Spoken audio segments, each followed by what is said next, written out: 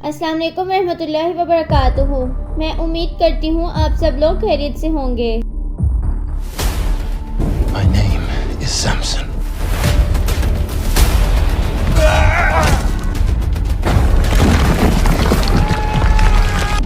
سیمسن ایک اسرائیلی تھا۔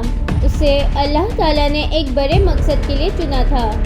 یہ اکیلا ہزاروں انسانوں کو قتل کر دینے کی طاقت رکھتا تھا۔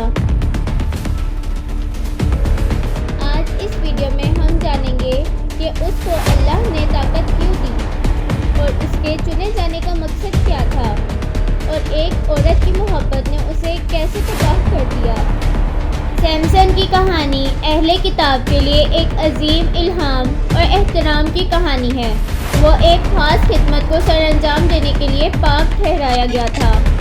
اللہ نے اسے بے حساب طاقت دی تھی، مگر ساتھ ہی اسے اللہ کی اطاعت کرنے کا حکم بھی ملا تھا، مگر وہ عورتوں کے فتنوں میں پڑ گیا، جس کی وجہ سے اللہ نے اس پر سے اپنی برکتیں ہٹا دی۔ حضرت موسیٰ علیہ السلام کا اس دنیا سے رخصت ہو جانے کے بعد بنی اسرائیل میں آہستہ آہستہ سرکشی اور بت پرستی عام ہوتی جا رہی تھی۔ بطور سزا اللہ تعالیٰ نے قوم عمالقہ کو بنی اسرائیل پر مسلط کر دیا۔ اس قوم نے بنی اسرائیل پر حملہ کر کے ان کے شہر اور علاقے چھین لیے، ان کے لوگوں کو گرفتار کر لیا اور طرح طرح کے ظلم ڈھانے لگے۔ ایسی حالت میں قوم بنی اسرائیل میں ایک لڑکا پیدا ہوا جس کا نام سیمسن رکھا گیا۔ سیمسن قبیلہ دانیال کی نسل سے تھا، جو بنی اسرائیل کے 12 قبیلوں میں سے ایک تھا۔ روایتوں کے مطابق سیمسن کی پیدائش سے قبل اس کی ماں نے خدا سے یہ دعا مانگی تھی کہ اگر اس کے گھر میں لڑکا پیدا ہوا تو اسے شراب اور دیگر برائیوں سے دور رکھے گی، اور اس کے علاوہ زندگی میں کبھی بھی اس کے بال نہیں کٹوائے گی۔ اس لیے سیمسن کی پیدائش کے بعد کبھی اس کے بال نہ کٹوائے گئے۔ سیمسن جب بڑا ہوا تو دوسرے لوگوں کی نسبت جسمانی طور پر بہت زیادہ طاقتور تھا، اتنا طاقتور کہ ایک مرتبہ جنگل سے گزرتے ہوئے سیمسن کا سامنا ایک شیر سے ہو گیا۔ سیمسن نے اس شیر کو بکری کے بچے کی طرح چیٹ دیا۔ اس واقعے سے اللہ تعالیٰ نے سیمسن کو یقین دلانا چاہا کہ وہ کسی بڑے مقصد کے لیے چنا گیا ہے، اور وہ یہ جان گیا تھا کہ اس کی یہ غیر معمولی طاقت اللہ کی طرف سے دی گئی ہے۔ جب سیمسن جوان ہوا تو اسے خواہش ہوئی کہ وہ عمالقہ کے شہر کو دیکھے۔ اسی مقصد کے لیے وہ اپنی بستی کو چھوڑ کر قوم عمالقہ کے شہر دیکھنے روانہ ہو گیا۔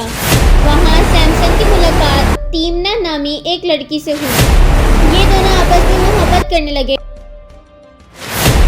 خاندانی جھگڑوں کے باوجود ان دونوں نے نکاح کا فیصلہ کر لیا، لیکن اس شادی کے دوران سیمسن اپنی شادی میں آئے مہمان یعنی قوم عمالقہ کے چند لوگوں سے ایک شرط ہار بیٹھا۔ اب یہ طے ہوا کہ جب تک سیمسن شرط میں ہاری گئی رقم یعنی 30 کپڑے کے تھان نہ لوٹا دے گا، تب تک اس کی بیوی تیمنا قوم عمالقہ کے پاس ہی رہے گی۔ سیمسن مایوس ہو کر اس شہر سے نکل گیا۔ جب وہ کچھ دور گیا تو اسے ایک اسرائیلی قافلہ نظر آیا۔ اس نے اس قافلے میں موجود 30 آدمیوں کے مال و اسباب کو لوٹ لیا اور شرط میں ہاری گئی رقم کو چکانے گیا، مگر اس وقت تک تیمنا کا باپ اپنی بیٹی تیمنا کی شادی کسی دوسرے شخص سے کر چکا تھا۔ غصے میں آ کر سیمسن نے قوم عمالقہ کے تمام کھیت جلا ڈالے، جس کے بدلے میں عمالقہ کے لوگوں نے اس کی سابقہ بیوی اور سسر کو مار ڈالا۔ اس کے علاوہ انہوں نے بنی اسرائیل کو مجبور کیا کہ سیمسن کو ان کے حوالے کر دے۔ بنی اسرائیل نے اپنی جان بچانے کی خاطر سیمسن کو قوم عمالقہ کے حوالے کر دیا، لیکن جب قوم عمالقہ نے سیمسن کو پکڑا تو سیمسن نے عمالقہ کے قابو میں آنے کے بجائے صرف ایک گدھے کی ہڈی کی مدد سے ان کے 1000 سپاہی مار ڈالے۔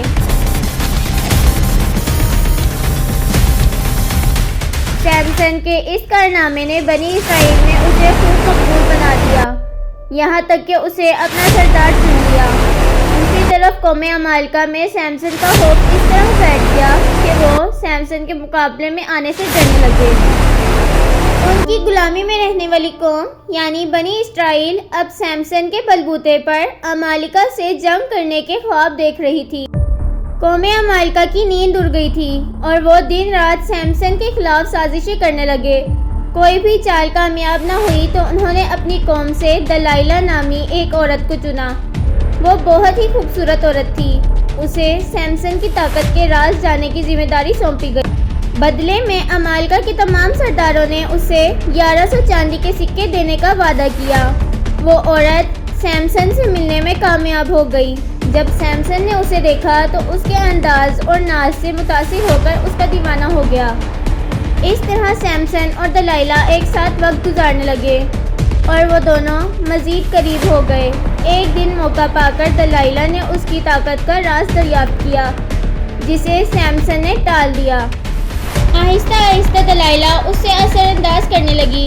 اس نے سیمسن کو دھمکی دی کہ اگر اس نے اپنا راز نہ بتایا تو وہ اس سے علیحدہ ہو جائے گی۔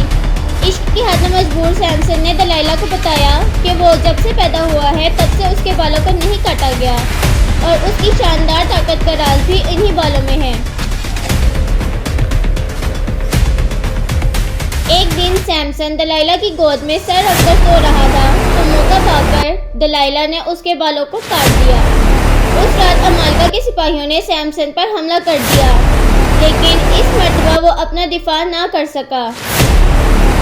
عمالقہ نے سیمسن کو گرفتار کر کے اس کے ساتھ نہایت ہی ذلت آمیز سلوک کیا۔ زنجیروں میں جکڑ کر اس کی آنکھیں نکال لیں اور اسے ایک اندھیری کوٹری میں بند کر دیا گیا۔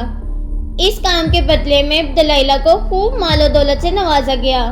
سیمسن پر فتح پانے کی خوشی میں عمالقہ نے ایک تقریب کا اہتمام کیا۔ قوم عمالقہ کا عقیدہ تھا کہ دیوتا دیجون نے انہیں سیمسن پر جیت دی تھی، اس لیے وہ اس دیوتا کے مندر میں اس جیت کا جشن منانے کے لیے اکٹھا ہونے لگے۔ اگلے دن تمام عام و خاص اور عوام اس جگہ جمع تھے۔ ایسے میں بادشاہ کے حکم پر ان کے سب سے بڑے دشمن سیمسن کو زنجیروں میں جکڑ کر پیش کیا گیا۔ محل میں موجود تمام لوگوں نے اس کے ساتھ بدسلوکی اور بدتمیزیاں کی اور اس پر کوڑا کرکٹ پھینکنے لگے۔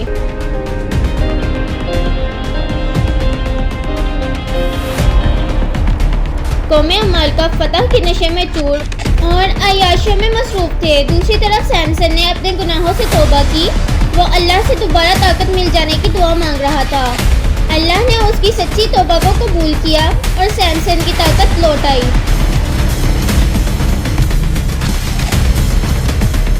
سیمسن کو جن 2 مضبوط ستونوں پر کھڑا کیا گیا تھا اس نے اپنی بازو کے زور سے دھکیلنا شروع کر دیا۔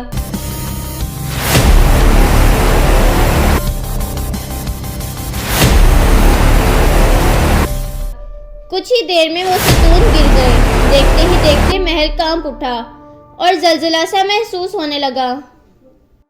لوگوں میں یہ شور مچ گیا کہ سیمسن کی طاقت دوبارہ واپس آ گئی ہے۔ لوگ ادھر ادھر بھاگنے لگے۔